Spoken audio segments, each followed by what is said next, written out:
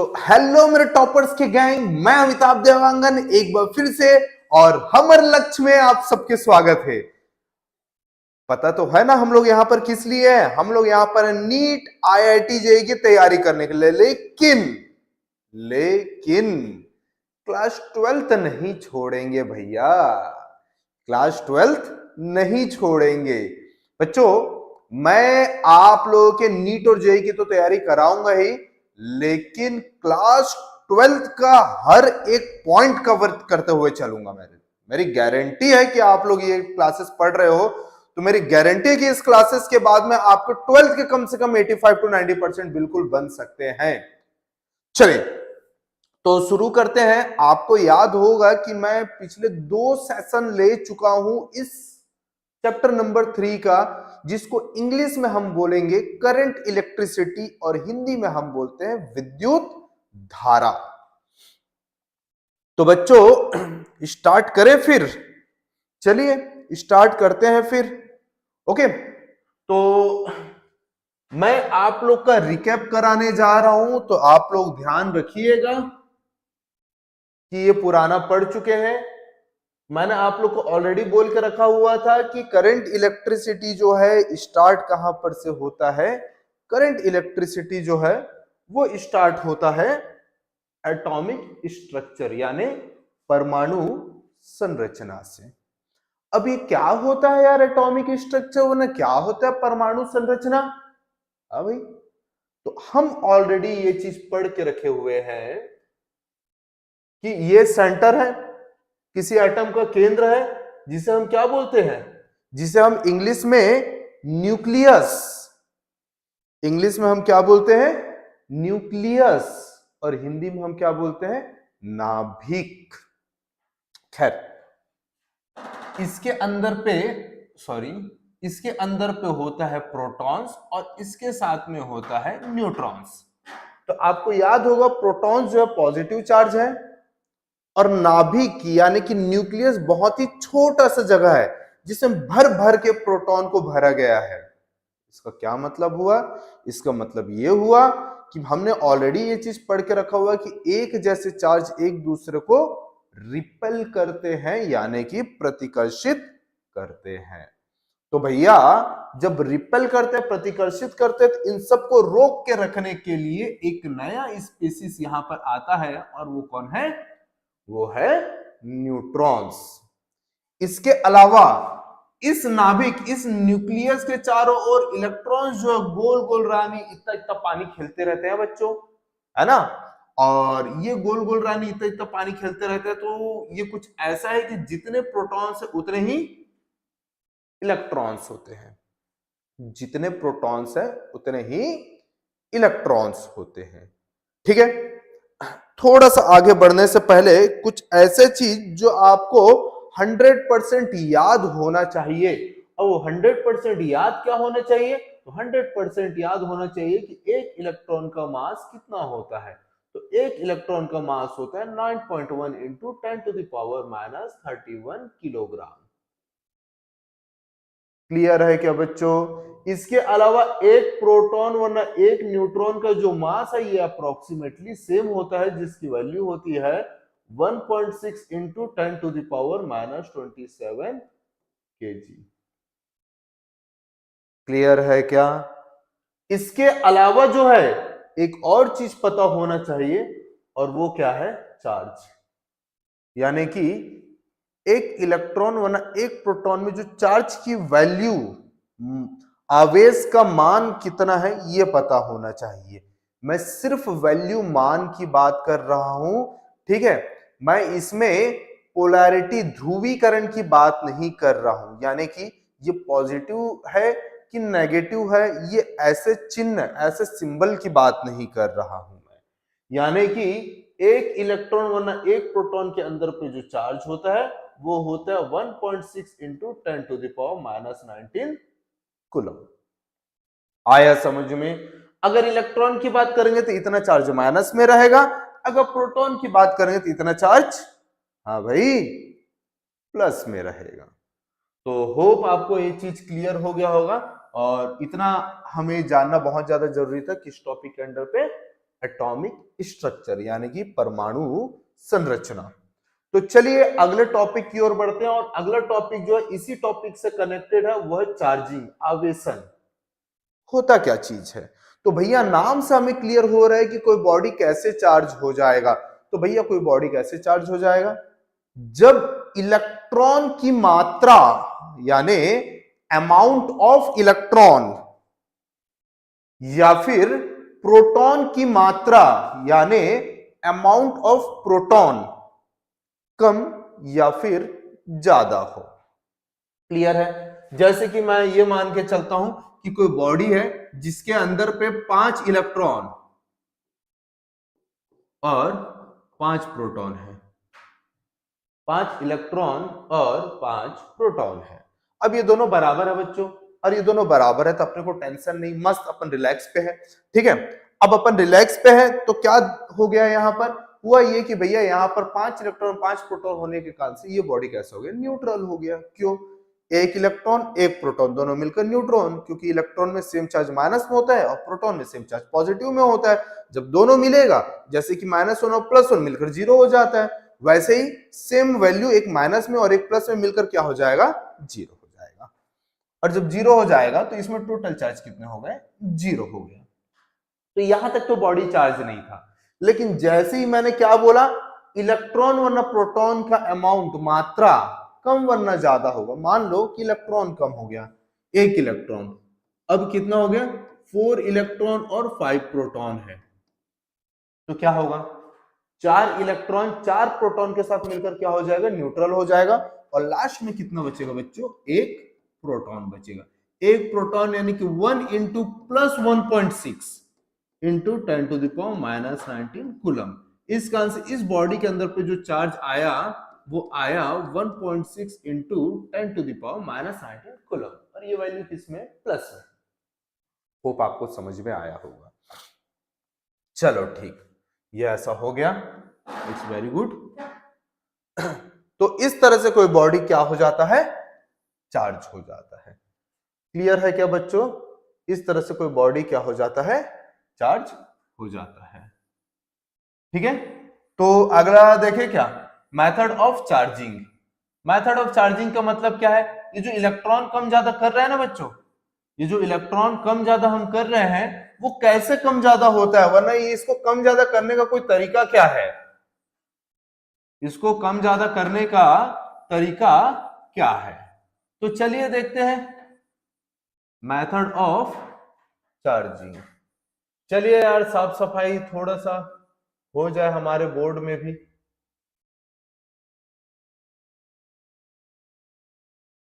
चलो अब ये हो गया, हो जा हो जा हो जा, हो गया। ओके, तो चलिए स्टार्ट करते हैं मेथड ऑफ चार्जिंग। तो आपको याद होगा मैंने पहला मेथड ऑफ चार्जिंग बताया था कि जब भी चार्जेस को, ठीक है, वायर के थ्रू यानी किसी कंडक्टर के थ्रू फ्लो कराते हैं तो उस मेथड को हम बोलते हैं कंडक्शन। अगर हिंदी में बोलूं तो जब भी आवेश को किसी वायर यानी चालक के द्वारा एक जगह से दूसरे जगह ट्रांसफर किया जाता है तो उसको हम बोलते हैं चालकता। क्लियर है? ये पहला तरीका है। दूसरा तरीका क्या है? तो जब भी हम चार्जेस को बिना टच किए एक जगह से दूसरी जगह मूव करवाते हैं तो इस प्रोसेस को हम बोलते हैं इंडक्शन। क्लियर हुआ? इस प्रोसेस को हम बोलते हैं इंडक्शन। ठीक है, और तीसरा प्रोसेस क्या है?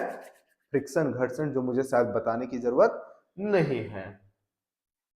चलिए उसके बाद में हम आते हैं इलेक्ट्रिसिटी। तो आपको याद है बच्चों इलेक्ट्रिसिटी क्या था? हाँ भाई सोचो, समय दे रहा हूं, जल्दी से मुझे टीचर्स कमेंट करके बताइए कि बच्चे क्या रिप्लाई कर रहे हैं। इलेक्ट्रिसिटी क्या है? मैं कमेंट देखता हूं, बिल्कुल चेक करता हूं मैं कमेंट कि इलेक्ट्रिसिटी क्या है। मैं वेट कर रहा हूं, पूरा 1 मिनट का आप लोग को समय दे रहा हूं इलेक्ट्रिसिटी को एक्सप्लेन करने के लिए।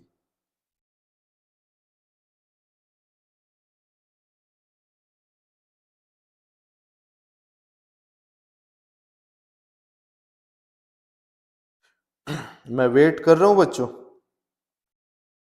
आप लोग मुझे बताओगे।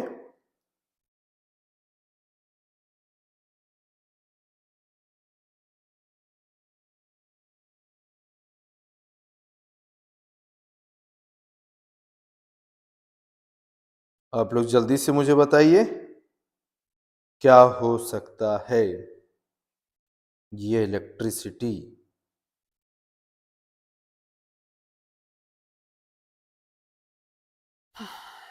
मैं आप लोग का वेट कर रहा हूं, बिल्कुल आप लोग का वेट कर रहा हूं।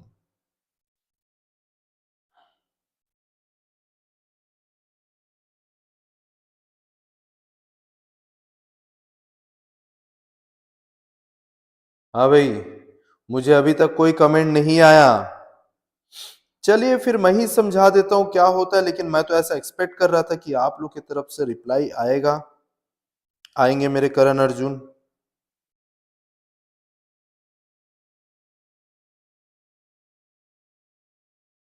देखे क्या यार फिर, चलो देख लेते हैं। चलो, इलेक्ट्रिसिटी कुछ नहीं है। इलेक्ट्रिसिटी कुछ भी नहीं है, रियल में होता है चार्जेस। ठीक है, तो मैं कैसे बोलूंगा, चार्ज, कितना चार्ज गिवन टाइम में फ्लो हो सकता है, कितना चार्ज गिवन टाइम में फ्लो हो सकता है, इस मेजरमेंट, इस माप को हम बोलते हैं इलेक्ट्रिसिटी। आया क्या समझ में? कितने चार्ज गिवन टाइम में फ्लो हो सकता है, इस मेजरमेंट को हम बोलते हैं इलेक्ट्रिसिटी। और इसके लिए जो फॉर्मूला होता है बच्चों, वो होता है I equals to Q by T. आया क्या समझ में? I equals to Q by T. Hope आपको ये चीज तो समझ में आ गया होगा। तो हम आते हैं अगला, टाइप्स ऑफ इलेक्ट्रिसिटी। अच्छा, उसका यूनिट नहीं बताया क्या मैं, चलिए देख लेते हैं। इस चार्ज का यूनिट हो जाएगा कूलम, और इस टाइम का यूनिट हो जाएगा सेकंड। और इस तरह से जो है, इस इलेक्ट्रिसिटी का जो यूनिट होगा वो कूलम पर सेकंड। लेकिन हम इसको कूलम पर सेकंड ना बोल के इसको शॉर्टकट में हम बोलते हैं एम्पियर। यानी कूलम पर सेकंड क्या हो जाता है बच्चों? एम्पियर होता है। जब आप शॉर्टकट में लिखोगे तो कैपिटल ए लिखोगे, और लॉन्ग कट में लिखोगे तो AMPERE लिखोगे, क्योंकि ये हमारा SI यूनिट लिखने का प्रॉपर रूल्स और रेगुलेशन होता है। चलिए चीज समझ में आ गया यार। अगली बात करते हैं टाइप्स ऑफ इलेक्ट्रिसिटी का। तो बच्चों, आपको याद होगा शायद, मैंने इलेक्ट्रिसिटी को दो तरह से टाइप्स बताया था। पहला बताने का तरीका क्या था और दूसरा तरीका क्या था? तो पहला तरीका जो था चार्जेस, यानी आवेश। कौन से चार्ज, कौन से आवेश के फ्लो बहने के कारण से इलेक्ट्रिसिटी बहता है ना? अगर मैं बोलता हूं कि इलेक्ट्रॉन के कारण बहता है, इलेक्ट्रॉन के बहने के कारण से, इलेक्ट्रॉन के फ्लो होने के कारण से कौन सी इलेक्ट्रिसिटी होती है? तो भैया इलेक्ट्रॉन के फ्लो होने के कारण से करंट इलेक्ट्रिसिटी, वरना इलेक्ट्रिक करंट होता है। कौन सा होता है? Electric current. और वहीं पर प्रोटॉन्स के बहने के कारण से conventional current, conventional current, current. ठीक है, तो ये दो थे किसके बेस में, कि कौन सा चार्ज बह रहा है ना? अब अगर मैं बोलता हूं कि ग्राफ कैसा बनेगा, ग्राफ के बेस में या फिर एनर्जी के बेस में, तो फिर से दो तरह की मैं इलेक्ट्रिसिटी बता सकता हूं। पहले तरह का जो इलेक्ट्रिसिटी होता है वो होता है एसी, और दूसरे तरह का जो इलेक्ट्रिसिटी होता है वो डीसी। पहले तरह का करंट जो होता है वो एसी, और दूसरे तरह का जो करंट होता है वो डीसी। भाई एसी यानी अल्टरनेटिंग करंट, प्रत्यावर्ती धारा, है ना? डीसी यानी डायरेक्ट करंट, यानी कि दिष्ट धारा।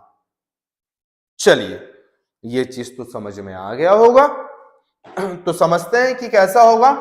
एसी करंट वो करंट है जिसमें ऐसा ग्राफ बनता है, लेकिन डीसी करंट वो करंट है जिसमें सिर्फ ऐसा बनता है।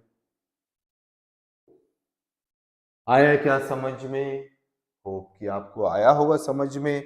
इसको कैसे बोलेंगे? तो भैया इस तरफ क्या होता है? इस तरफ होता है V होता है, I होता है, और इस तरफ होता है T। V यानी इंग्लिश में बोले तो पोटेंशियल डिफरेंस, और हिंदी में बोले तो विभवांतर, और I यानी क्या होगा? विद्युत धारा। चलिए, तो होता क्या चीज है? एसी को कैसे डिफाइन करेंगे? अगर समय के सापेक्ष में, हिंदी में पहले बोल रहा हूं ना, अगर समय के सापेक्ष में v का दिशा बदलते रहता है, देख लो पहले पॉजिटिव हाफ था, फिर नेगेटिव हाफ, फिर पॉजिटिव हाफ जाएगा, फिर नेगेटिव हाफ। अगर समय के सापेक्ष में विभवांतर वरना विद्युत धारा का दिशा निरंतर बदलते रहता है, तो इस तरह के धारा को हम लोग प्रत्यावर्ती धारा कहते हैं। लेकिन समय के सापेक्ष में विभवांतर या फिर समय का दिशा नहीं बदलता है, देख लो पूरा पॉजिटिव हाफ है, नेगेटिव हाफ कुछ भी नहीं है, तो ऐसे धारा को हम लोग बोलते हैं डीसी करंट यानी दिष्ट धारा। चलिए बारी इंग्लिश में बोलने की। ठीक है, क्या चीज है? AC. If the direction of potential difference and current, if the direction of potential difference and current will change continuously with respect to time, then the current will be called alternating current. If the direction of potential difference and current will change continuously with respect to time, then the current is called alternating current. DC में आप लोग के लिए homework दे रहा हूं, DC में आप लोग के लिए होमवर्क दे रहा हूं, आप लोग समझिएगा, आप लोग लिखिएगा। चलिए, मुझे अभी इसको रब करने की जरूरत नहीं है। अगला है पोटेंशियल डिफरेंस। पोटेंशियल डिफरेंस यानी पोटेंशियल और पोटेंशियल डिफरेंस यानी विभव या फिर विभवांतर यानी विभवों के अंतर। चलिए देखते हैं यार क्या चीज हो सकता है। ठीक है, तो क्या चीज होगा देख लेते हैं। किसी एक जगह पे इलेक्ट्रॉन के रहने के कारण, किसी एक जगह पे इलेक्ट्रॉन के रहने के कारण जो एनर्जी आ जाती है ना, उसको हम बोलते हैं पोटेंशियल। या फिर किसी एक जगह पे प्रोटॉन के रहने के यानी कि चार्जेस के रहने, मैं क्लियर बोलूं तो किसी जगह पे चार्जेस के प्रेजेंट रहने के कारण जो एनर्जी आता है, उस एनर्जी को हम बोलते हैं पोटेंशियल, और ऐसे एनर्जी के डिफरेंस को हम बोलते हैं पोटेंशियल डिफरेंस। आप लोग को लास्ट टाइम मैंने एनिमेशन के थ्रू एकदम क्लियर कट बताया था कि कैसे एनर्जी के डिफरेंस होने के कारण से कोई भी चीज बह सकता है, फ्लो हो सकता है। ठीक है, तो शायद पोटेंशियल और पोटेंशियल डिफरेंस आप लोगों को क्लियर हो गया होगा। अगली बात हम कर रहे हैं ईएमएफ। ईएमएफ, ठीक है, जिसको हम कैपिटल ई से भी शो करते हैं। हाँ, कैपिटल ई से शो करते हैं। ठीक है बच्चों, अरे यार कोई तो मैसेज वैसेज कर दो कि हाँ भाई सर हमें सब कुछ समझ में आ रहा है, ठंडी में हम नहीं जम गए हैं। चलो जल्दी करो, जल्दी मैसेज करो कि सर वी आर रेडी, हम लोग बहुत रेडी हैं बिल्कुल पढ़ने के लिए। जल्दी से मैसेज करो भाई, मैं वेट कर रहा हूं आप लोग का। पूरे 3 मिनट का समय दे रहा हूं मैं, पूरे 3 मिनट का समय दे रहा हूं। जल्दी से मुझे बताओ कि सर हम लोग पढ़ रहे हैं, मैं बिल्कुल आप लोग के मैसेज का रिप्लाई कर रहा हूं मैं।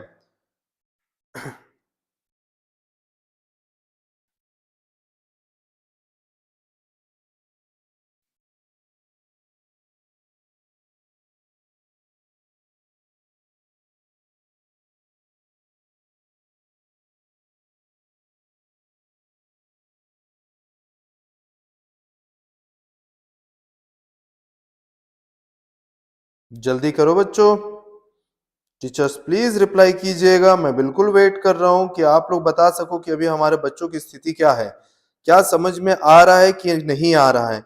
मैं उसके बाद में जो है फिर हम लोग एक स्पीड में जो है अपने सब्जेक्ट को स्टार्ट करेंगे।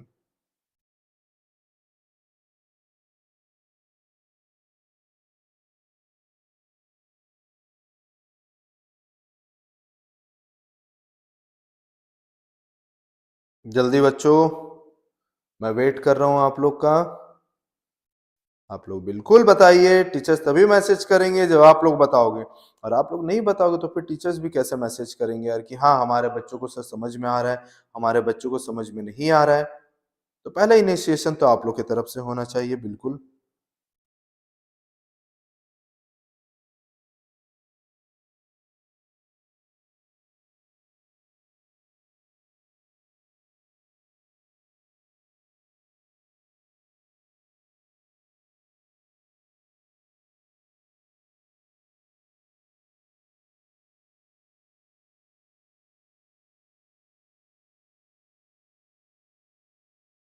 जल्दी मैं वेट कर रहा हूं बच्चों।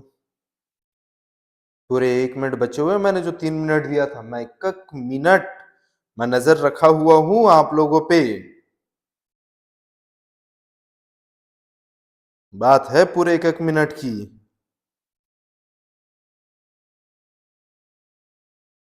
यार मैं वेट कर रहा हूं कि वो 1 मिनट कैसे कंप्लीट होगा। चलिए, मेरा टाइम 3 मिनट का हो चला है, तो हम लोग जो है फिर स्टार्ट करने जा रहे हैं। ईएमएफ, ईएमएफ को हिंदी में बोलते हैं विद्युत वाहक बल, और इंग्लिश में बोलते हैं इलेक्ट्रोमोटिव फोर्स। अब ये होता क्या चीज है विद्युत वाहक बल और इलेक्ट्रोमोटिव फोर्स? तो आपको याद होगा कि हम ऑलरेडी ये पढ़ाते हैं कि जो सेल होता है, तो उस सेल से जो है इलेक्ट्रॉन जो है एक नेगेटिव टर्मिनल से निकलकर पॉजिटिव टर्मिनल चले जाता है। तो भैया यहां पर तो एक इलेक्ट्रॉन को रुक जाना चाहिए, है ना? तो उस इलेक्ट्रॉन को वापस पॉजिटिव टर्मिनल से नेगेटिव टर्मिनल तक भेजने का काम कौन करता है? ईएमएफ, यानी कि विद्युत वाहक बल।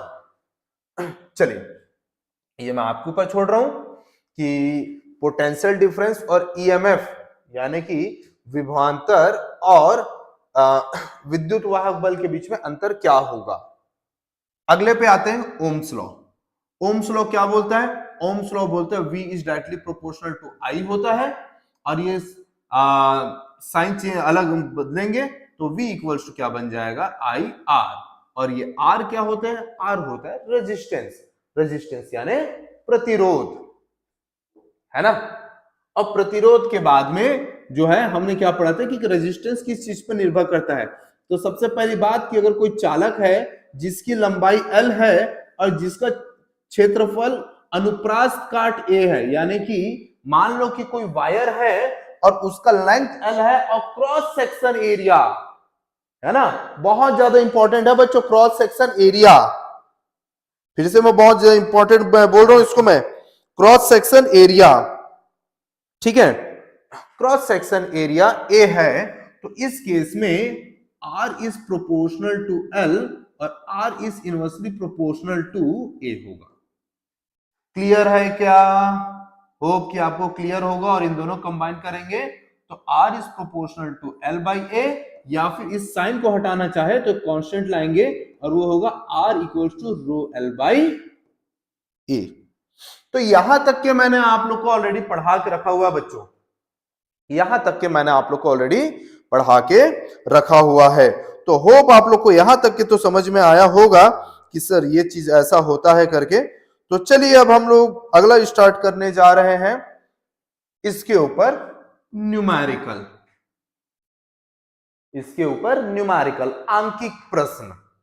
तो मैं आपको बता दूं बच्चों कि इसके ऊपर सिर्फ जो है नीट में क्वेश्चन नहीं आते, सिर्फ आईआईटी जेई पे क्वेश्चन नहीं आते, 12th में भी आते हैं। और मैं मेरे पास में कलेक्शन है आपके जो है 12th का प्रीवियस ईयर क्वेश्चन पेपर, देखे क्या?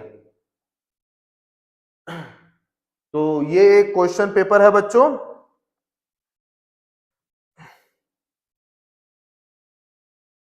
ये पूरा क्वेश्चन पेपर है, ठीक है।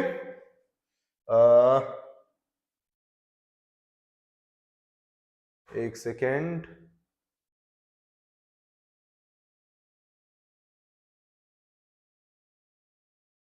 शायद मैंने इस पे हिंदी फॉन्ट इंस्टॉल नहीं किया है। अच्छा, ये हुआ है,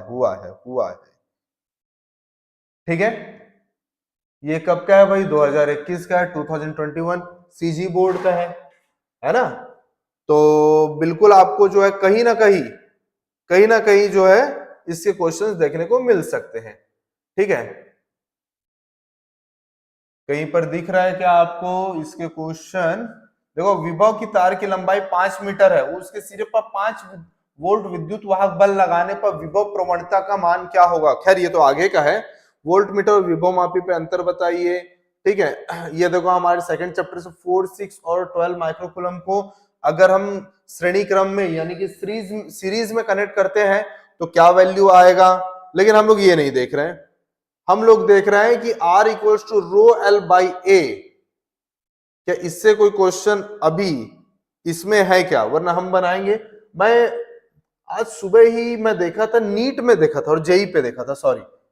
चलिए एक काम करते हैं, हम नीट और जेई पे इसके क्वेश्चंस देखते हैं, ठीक है। चलिए, ये है नीट का question, previous year question paper. तो हम लोग जो है नीट के देखते हैं।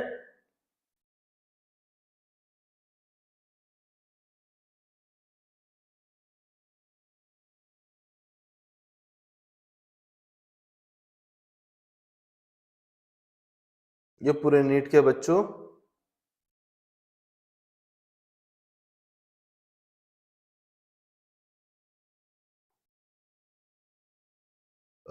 सॉरी, ये बाय मिस्टेक जो हमारा सेकंड चैप्टर को ओपन हो गया, ठीक है। ये हमारा थर्ड चैप्टर ध्यान पे नहीं था। तो चलो पहले जेई का देखते हैं। चलिए, आ गया। मैं बोला था ना कि मैंने देखा है क्वेश्चन। क्या बोल रहा है इंग्लिश में, उसका टेंशन बिल्कुल लेने की आप लोग को जरूरत नहीं है, क्योंकि इसको जो है मैं हिंदी में कन्वर्ट करके बिल्कुल बताऊंगा कि क्या कैसे होगा, ठीक है बच्चों।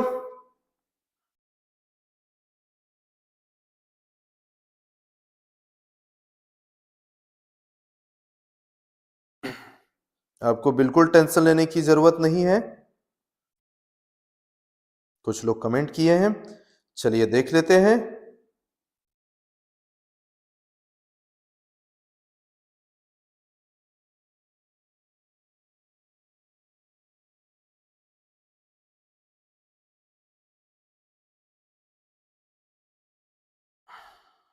ठीक, बहुत अच्छे अच्छे कमेंट करते हैं, और टीचर्स के भी वेरी वेरी थैंक यू कि आप हम तक वो बात को पहुंचाते हो। आप टीचर्स अगर नहीं रहेंगे तो बिल्कुल ये बात हम तक नहीं पहुंच पाएगा। That's very good. और मुझे बहुत सारे ऐसे मैसेजेस, सारे पर्सनल मैसेजेस ज्यादा आते हैं कि सर थैंक यू वाला बहुत अच्छा था, समझ में आ गया बच्चों को, इस टाइप से। तो चलिए बच्चों स्टार्ट करते हैं फिर से क्लासेस को। होप कि आप रिफ्रेश हो चुके होंगे। चलिए, एक सेकेंड, एक सेकेंड।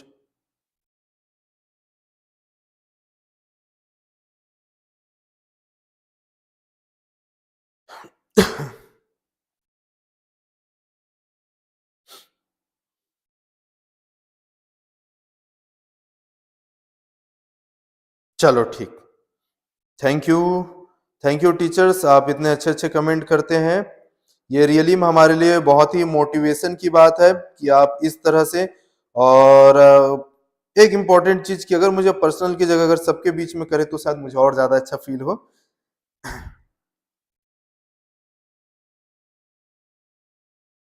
तो प्लीज आप लोग बिल्कुल कमेंट करें।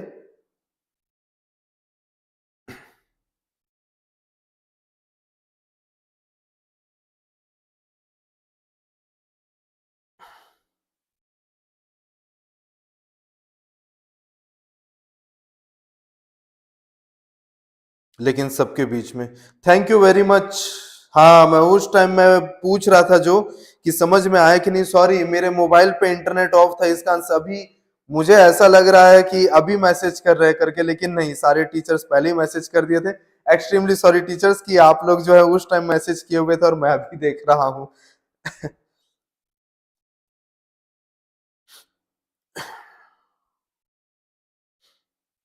That's very good, thank you. Thank you sir, आप इतना अच्छा कमेंट किए हैं कि सर सब कुछ बच्चों को समझ में आता है, बस इंटरनेट हम जो उस तरह से कनेक्ट नहीं हो पाते कि चीजों को बता सके। रियली सर, हम जो टीचर जो है थोड़े से व्यस्त हो जाते हैं। Thank you very much sir ma'am, आप लोग जो है इतना अच्छा कमेंट कर रहे हैं।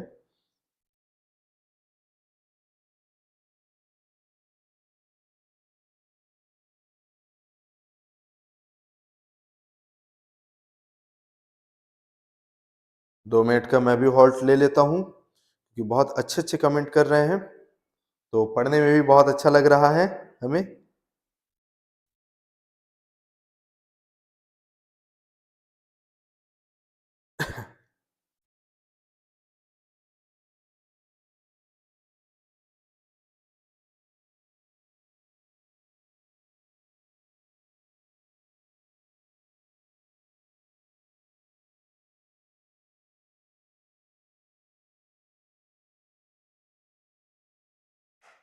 Thank you.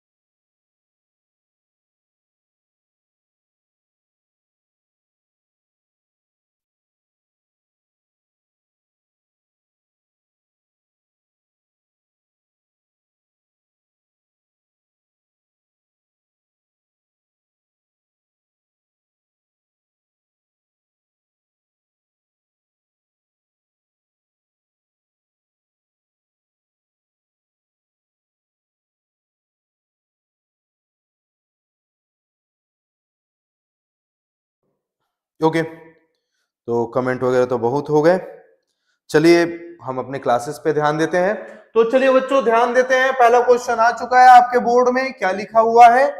A wire of length 10 centimetre, a wire of length 10 centimetre and radius √7, a wire of length 10 centimeter and radius √7 into 10 to the power -4 meter connected across the right gap of meter bridge। क्या वही है कि नहीं, एक बार देख लेते हैं। Then the value of, नहीं नहीं ये नहीं है, थोड़ा सा आगे बढ़ते हैं, आगे बढ़ते हैं। हाँ ये है, तो चलिए देखते हैं कि क्या बोल रहा है। A wire of resistance R and length L is cut into 5 equal parts. If these parts are joined parallelly, then resultant resistance will be। और अगर आप यहां पे देख रहे होगे तो 27 जनवरी 2024 के क्वेश्चन है ये, 27 जनवरी 2024 का क्वेश्चन है ये, है ना? तो चलिए देखते हैं यार कि 27 जनवरी 2024 के क्वेश्चन में क्या स्पेशल है।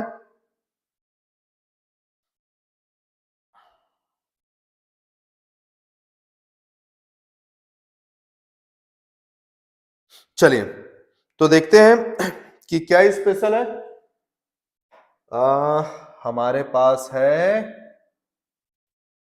ये, जहां पे हम क्वेश्चन को सॉल्व कर सकते हैं। चलिए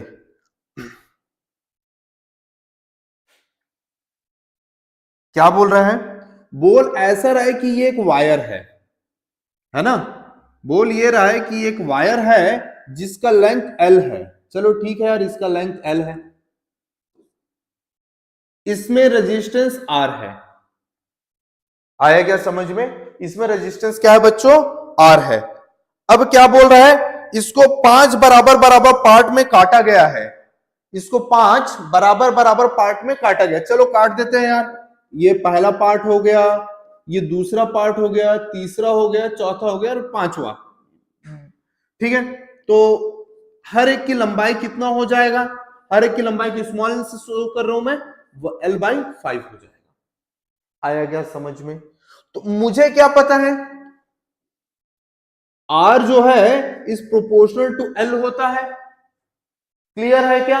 अब एक काम करता हूं, ये पहला कंडीशन था, इसकी लेंथ को कैपिटल L लिख देता हूं और इसके रेजिस्टेंस को कैपिटल R लिख देता हूं। ये दूसरा कंडीशन है जिसके L2 इक्वल्स टू क्या हो जाएगा? L/5 हो जाएगा, है ना?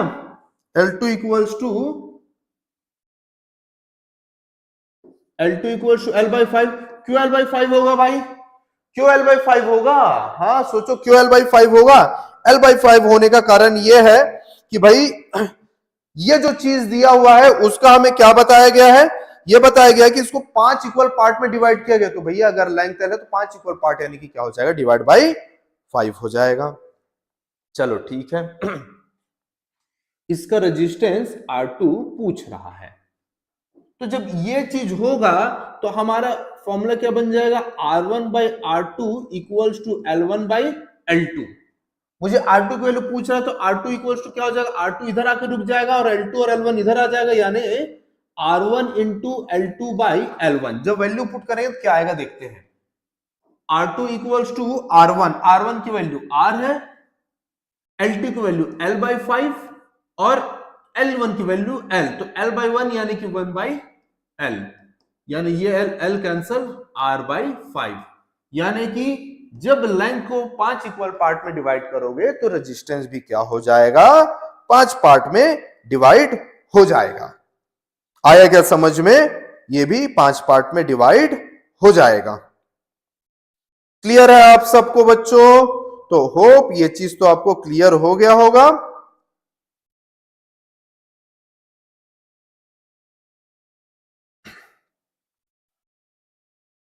तो चलो और आगे देखते हैं। ये तो था 12th के पॉइंट ऑफ व्यू। मैंने आपको ये जो बताया है ऐसा सॉल्यूशन 12th में बनाना है बच्चों, हमारे नीट और जेई पे नहीं बनाना है।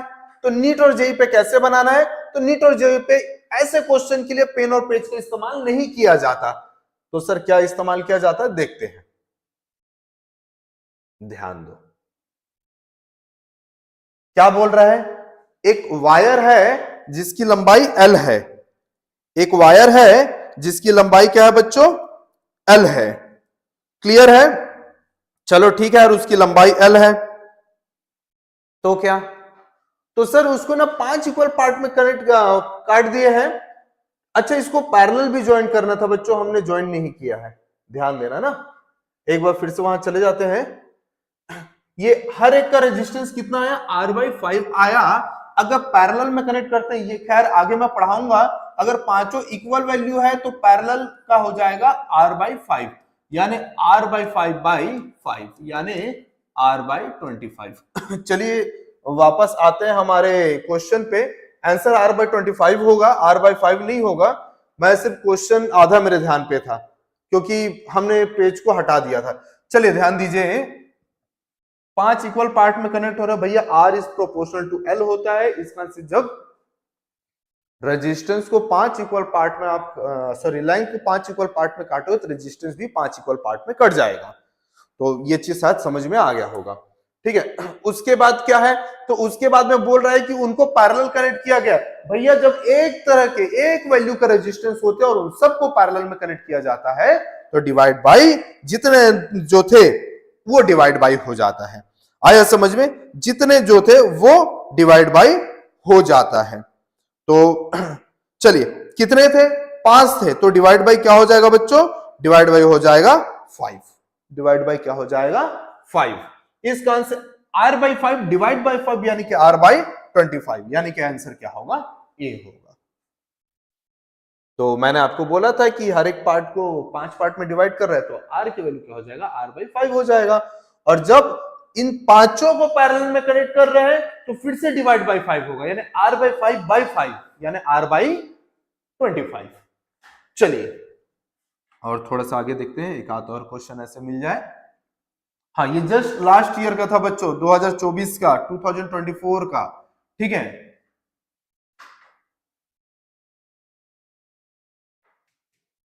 ओके। ये है ओम्स लॉ के ऊपर। ठीक है, ओम्स लॉ के ऊपर क्या बोल रहा है, ध्यान से देखना। पहले तो ये वोल्ट मीटर आपको पता है कि नहीं, पहले ये बताइए कि वोल्ट मीटर होता क्या चीज है। वोल्ट मीटर होता क्या चीज है, कोई मुझे बता सकता है कि वोल्ट मीटर होता क्या चीज है।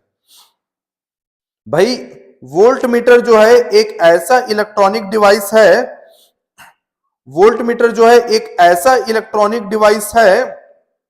एक सेकंड बच्चों,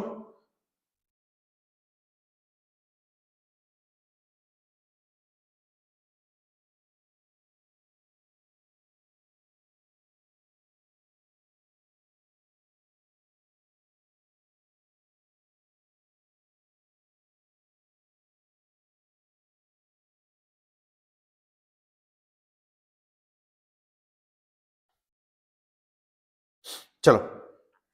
वोल्ट मीटर क्या है, वोल्ट मीटर एक ऐसे इलेक्ट्रॉनिक डिवाइस है जो कितना पोटेंशियल डिफरेंस कहीं पर यूज हो रहा है, कितना विभवांतर इस्तेमाल हो रहा है, इसको नाप के बताता है। इसको क्या करता है, नाप के बताता है। और वोल्ट मीटर को हम हिंदी में बोलते हैं विभव मापी। ठीक है, तो क्या बोल रहा है, ये ऐसा कनेक्शन है और ये बोल रहा है कि इनमें से कौन सा सही है। तो मैंने आप लोग को, मतलब मैं तो अभी नहीं पढ़ाया हूं, लेकिन आगे चल के आपको टीचर्स पढ़ाएंगे और मैं भी पढ़ाऊंगा कि भैया ऐसे कंडीशन में जब कोई भी चीज पैरेलल समांतर कनेक्ट होता है तो उन दोनों का पोटेंशियल डिफरेंस इक्वल होता है। V1 और V2 मिलकर V3 के कैसे हैं, पैरेलल है, यानी समांतर है। यानी V1 और V2 मिलकर V3 के क्या हो जाएंगे, बराबर हो जाएंगे, इक्वल हो जाएंगे। यानी V1 plus V2 equals to V3 होना चाहिए। कहा ये है क्या, नहीं। ये भी है क्या, नहीं। V1 और V2 नहीं, हाँ, यानी आंसर क्या होगा, ऑप्शन डी होगा, ऑप्शन डी होगा। क्लियर है, लेकिन हम जो कर रहे हैं वो क्वेश्चन ही आया। चलिए चलिए, ये क्वेश्चन आया है, कब का है, ये भी 2024 का, 2024 का है, जेई का है ना। चलिए जल्दी कीजिएगा, मैं आप लोग को पूरे 3 मिनट का समय दे रहा हूं बच्चों। नीट वालों को 1 मिनट का समय रहता है, जेई वालों को 2 मिनट का समय रहता है, और मैं दे रहा हूं पूरे 3 मिनट का समय। चलिए जल्दी कीजिए, मैं वेट कर रहा हूं कि आप लोग मुझे करके बता दो। मैं वेट कर रहा हूं कि आप लोग मुझे करके चीज बता दो। चलिए जल्दी, मैं कमेंट का वेट कर रहा हूं कि आपके टीचर्स मुझे बताएंगे कि सर हमारे यहाँ के बच्चे तो फुल स्पीड में पहले ही सबसे पहले सॉल्व कर दिए हैं, हमें टेंशन नहीं है ना। तो मैं वेट कर रहा हूं बच्चों, पूरे 3 मिनट का समय दे रहा हूं। ठीक है, आधा मिनट हो चुका है, स्पीड में कीजिएगा, बिल्कुल समय लगा के करना बहुत ज्यादा जरूरी है। टाइम मैनेजमेंट आपको आता है वो एग्जाम में बैठने के लिए जरूरी नहीं है, आप जो भी आता है उसको कितने स्पीड में लिख सकते हो वो ज्यादा मायने रखता है। जो भी आता है उसको आप कितने स्पीड में लिख सकते हो वो ज्यादा मायने रखता है। जल्दी कीजिए बच्चों, हमारे पास में बहुत ही कम समय बचा है।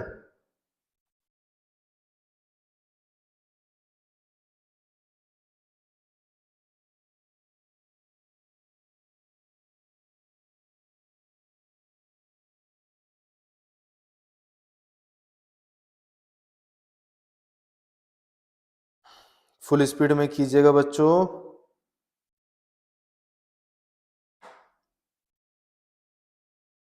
मैं बस वेट कर रहा हूं कमेंट आने का, लगभग 1 मिनट हो चुका है। हाँ भाई, बिल्कुल 1 मिनट हो चुका है।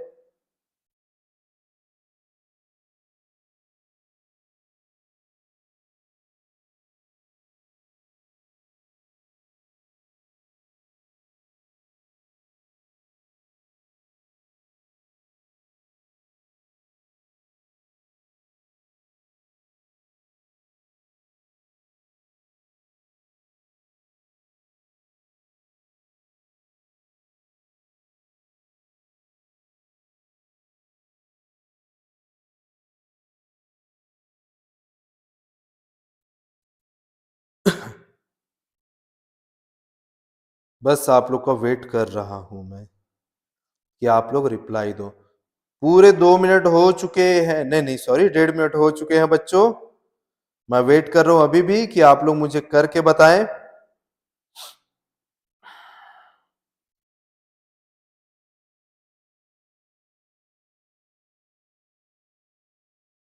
जल्दी बच्चों,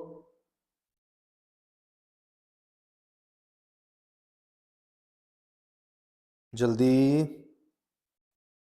मैं बिल्कुल आप ही लोगों के नाम से रुका हुआ हूं, तो मुझे फुल स्पीड में करके आप लोग की तरफ से चाहिए रहेगा, ठीक है?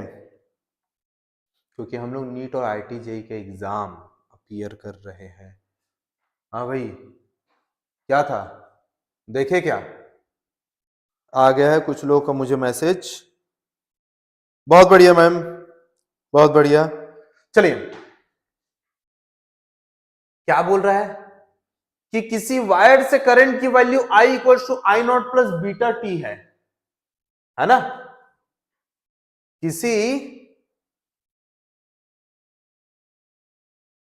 किसी वायर से जो करंट फ्लो होता है उसका फॉर्मूला क्या है? I equals to I naught plus beta T है। उसके अलावा कुछ अलग अलग वैल्यूज गिवन है, ये ध्यान देना। अलग अलग क्या वैल्यू है? आई नॉट की वैल्यू 2 एम्पियर है और बीटा की value 3 ampere per.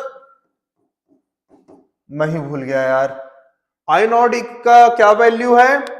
I not की वैल्यू 20 एम्पियर और बीटा की वैल्यू है, बीटा की वैल्यू शायद 3 एम्पियर पर सेकेंड था। हाँ बिल्कुल 3 एम्पियर पर सेकेंड था।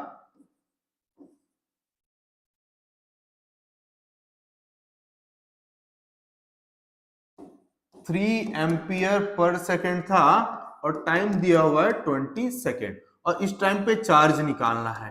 तो ध्यान से देखो बच्चों, आई दिया हुआ है, क्यू दिया हुआ है, टी दिया हुआ है।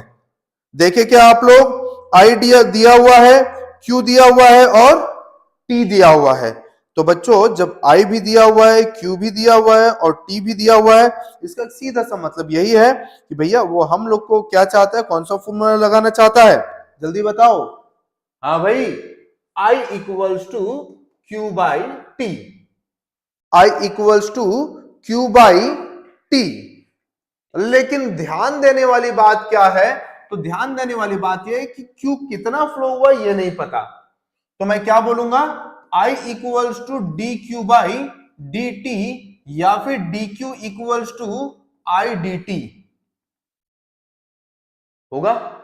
अगर ऐसा है तो दोनों तरफ क्या हो जाएगा? इंटीग्रेशन, क्योंकि मैंने आप लोग को ऑलरेडी बता के रखा हुआ है dx, dy, dz, dt, अगर ये सब डिनोमिनेटर हर में होता है, समझ में आ रहा है? अगर डिनोमिनेटर हर में होता है तो हम क्या करते हैं? डिफरेंशिएशन करते हैं। लेकिन वहीं पर न्यूमरेटर अगर न्यूमरेटर पे हो, अंश पे हो, तो हम इंटीग्रेशन करते हैं। तो देखो अंश पे न्यूमरेटर पे है ना, p बाई क्यू, इसको अंश और इसको हर, अंश और इसको हर बोलते हैं। क्लियर है? इसको हम क्या बोलते हैं इंग्लिश में? न्यूमरेटर, और इसको हम लोग क्या बोलते हैं? डिनोमिनेटर। तो देखो न्यूमरेटर में है कि डिनोमिनेटर पे है? न्यूमरेटर पे है, तो इसका क्या हो जाएगा? इंटीग्रेशन हो जाएगा। तो चलो वैल्यू पुट कर देते हैं यार। डी क्यू आई की जगह पे तो वैल्यू पुट करके करते हैं। आई नॉट की जगह पे 20 दिया हुआ है और बीटा की जगह पे 3 दिया हुआ, इधर टी है, तो क्या हो जाएगा? 20 प्लस 3 टी।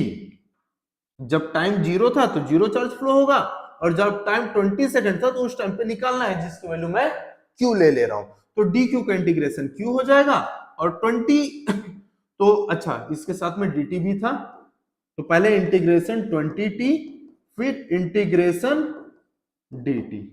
कहां से कहां तक? 0 से 20, 0 से 20। अब ये सॉल्व करेंगे तो क्या आएगा देखते हैं। चलिए उससे पहले थोड़ा सा जगह बना ले। चलिए क्या हो जाएगा यार? 20 तो कांस्टेंट है जिसका इंटीग्रेशन नहीं होता, ठीक है, और t का इंटीग्रेशन क्या हो जाएगा?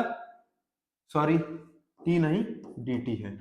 ये dt इसके साथ में भी गुणा होगा, ये dt इसके साथ में भी गुणा होगा, यानी मल्टीप्लाई होगा, तो 20 into D T 20 dt।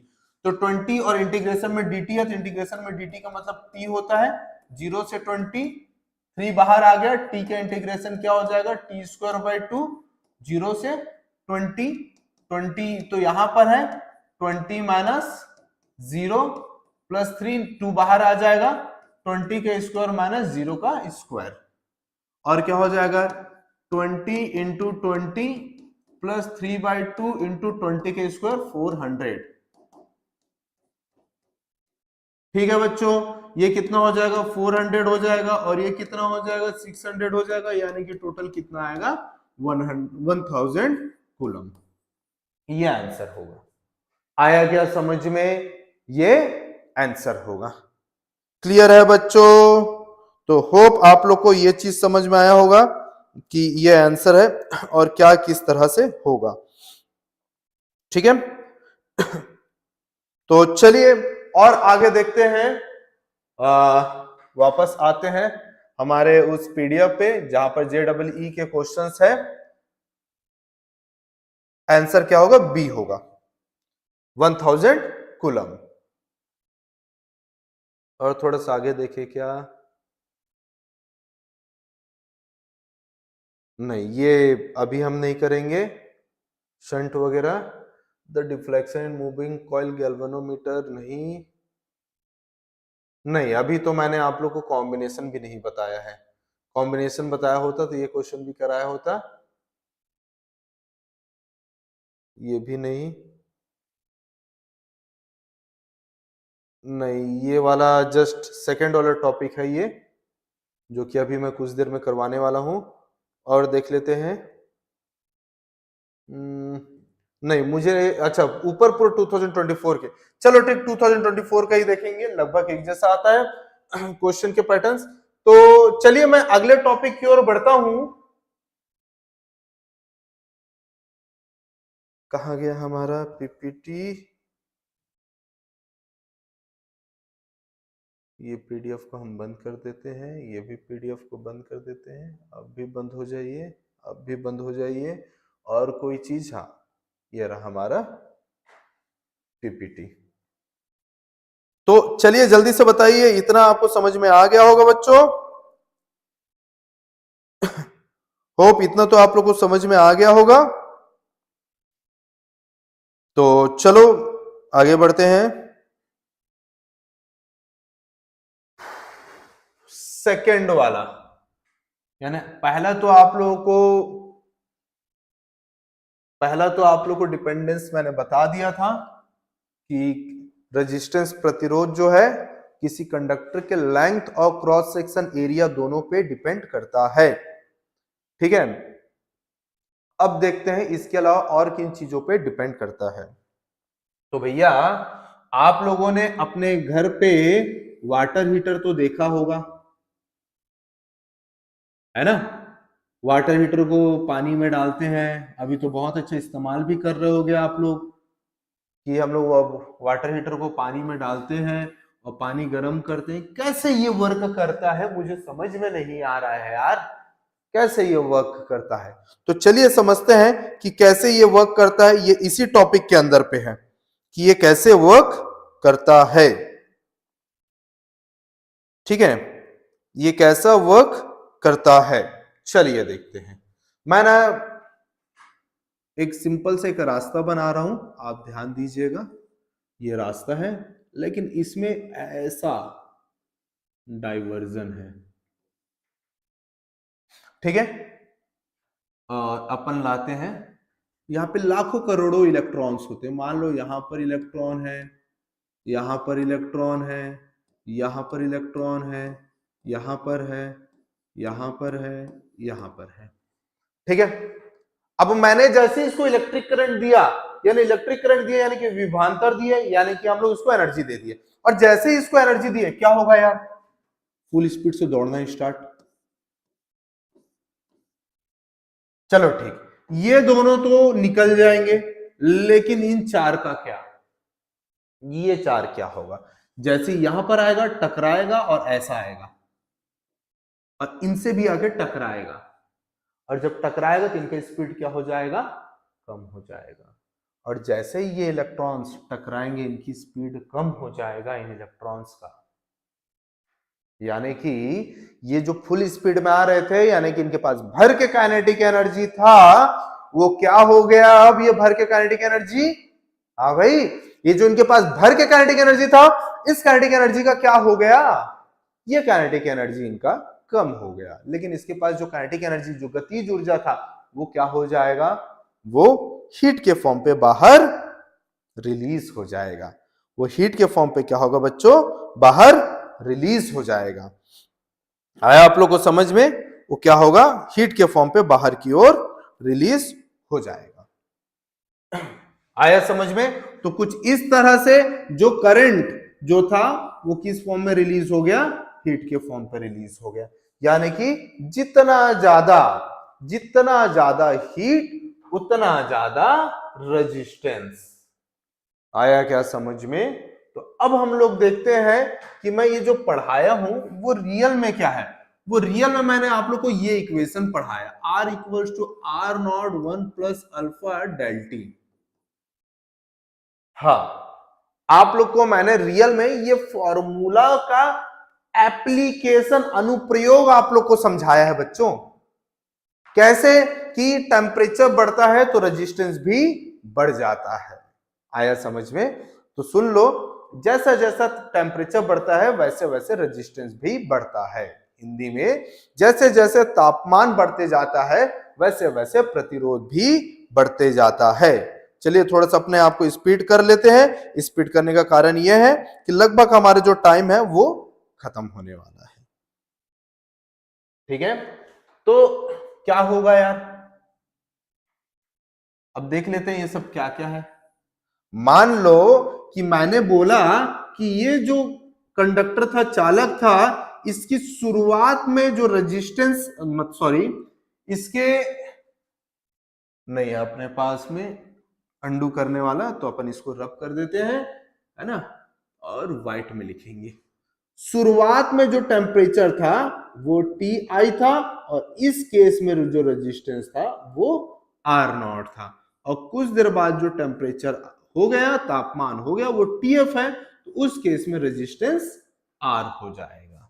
Clear है। और इसके साथ में डेल टी क्या है बच्चों, तो डेल टी का मतलब है change in temperature. Change in temperature का मतलब है तापमान में बदलाव, यानी कि T F minus T I. और अल्फा क्या है, अल्फा है टेम्परेचर कांस्टेंट, ताप गुणांक। ठीक है, इसकी वैल्यू ओम में आएगा, इसकी वैल्यू भी ओम में आएगा, इसकी वैल्यू डिग्री सेल्सियस में भी आ सकता है, केल्विन में भी आ सकता है। और जब इसकी वैल्यू डिग्री सेल्सियस में है तो अल्फा की वैल्यू डिग्री सेल्सियस इनवर्स होगा, और इसकी वैल्यू केल्विन में है तो इसकी वैल्यू भी केल्विन इनवर्स होगा। आया क्या समझ में बच्चों। तो होप आपको यहां तक के समझ में आ गया होगा। चलिए अब मैं अपने क्लास को, अपने आप को यहीं पर मैं रोकता हूं। अब मैं वेट करता हूं आप लोग के कमेंट का कि क्या आप लोग को समझ में आया कि नहीं। तो जल्दी से मुझे बताइए बच्चों कि आप लोग को समझ में आ रहा है कि नहीं आ रहा है। मैं कमेंट पढ़ रहा हूं और बिल्कुल वेट कर रहा हूं कि आप लोग मुझे बताएंगे कि हाँ सर मुझे समझ में आ रहा है, या फिर आप लोग बताएंगे कि नहीं सर मुझे बिल्कुल भी समझ में नहीं आ रहा है। तो मैं वेट करो, चलो जल्दी से बताओ।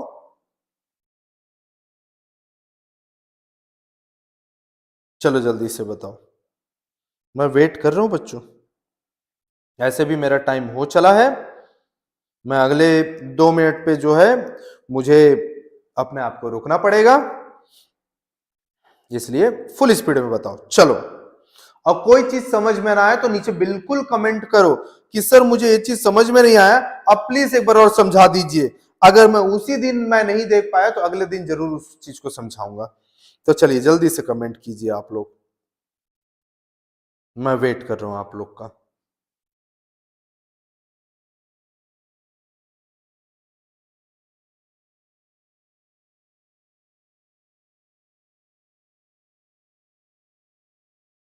जल्दी से कमेंट करो बच्चों।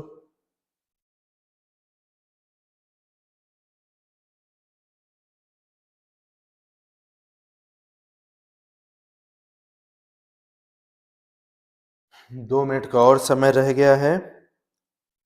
अगर आप 2 मिनट अगर एक प्रॉपर इस्तेमाल करते हैं तो फिर हम दोनों का फायदा होगा, यानी कि मैं आपको पढ़ा रहा हूँ, आपको सारी चीजें समझ में आएंगे, या फिर आप पढ़ रहे हो, आपको अगर कोई भी डाउट है तो आप लोग मुझसे पूछ सकते हो। चलो जल्दी से क्वेश्चन करो बच्चों।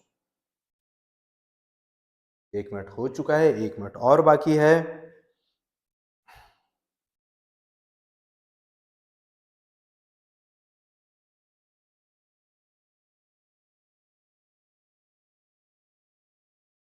मैं वेट कर रहा हूँ।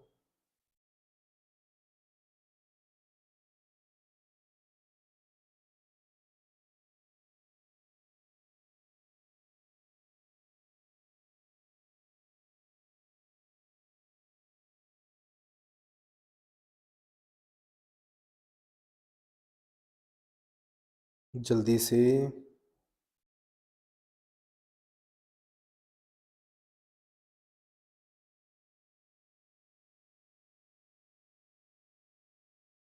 तो मेरा टाइम हो चला है और मैं आपसे विदा लेता हूँ।